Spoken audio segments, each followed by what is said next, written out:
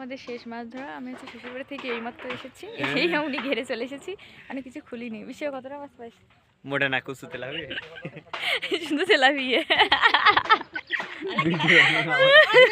আর দেখি মাছ আছে glass cup, মা আর সাইডে আমার দিদিমা দাঁড়িয়ে আছে,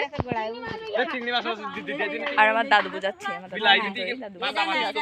মাছ মানে বেচতে যাচ্ছে। এবছর বেশি মাছ পাইনি গাইজ, সব চলে গেছে মাছের গায়ে। হ্যাঁ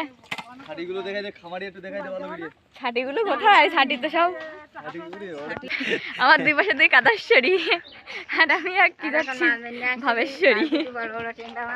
কতটা মাছ পেয়েছো আমার এবছর? মাছ পেয়েছো ভালো?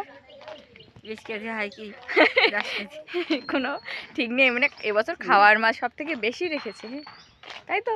হ্যাঁ, ফ্রিজে রেখে দেবে দীর্ঘ আরও কয়েক বছর, তো আমাদের ঘের থাকবে না, যেহেতু একটু খাবার মাছ বেশি রেখে দিয়েছে। খুব ক্ষুধা পেয়েছে গাইজ, বাড়ি গিয়ে ভাত খেতে হবে। তো গাইজ আমি কিন্তু বাড়ি ঢুকেই গেছি। বাড়ি এসে দেখো আমার সুন্দর সেই ফুল গাছ দুই পাশে, এ সাইডেও আছে আর এ সাইডেও আছে। আর এখন কাদাশ্বরী দেখো কি করছে, গেঞ্জি খুলছে আমাদের কাদাশ্বরী।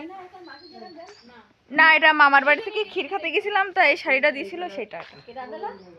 তোমাদের বাড়ি গেলাম না, ক্ষীর খাতে গেলাম, তা তোমরা দিলে এই শাড়িটা। দেখো গাইস কত সুন্দর লাগছে শাড়িটা। আমি কাপড় হয়ে গেছি নাকি মোটা হয়েছে কমেন্ট করে জানাও। আর আমার সেই প্রিয় ঘর, তোমাদের সামনে দেখেছো, এটা আমাদের ঘর। তো গাইস কোনো কথা না, তুমি রেডি হবো, তারপর হচ্ছে খাবো, তারপরে পরের মানে হবে কি না হবে দেখা যাচ্ছে। বাই।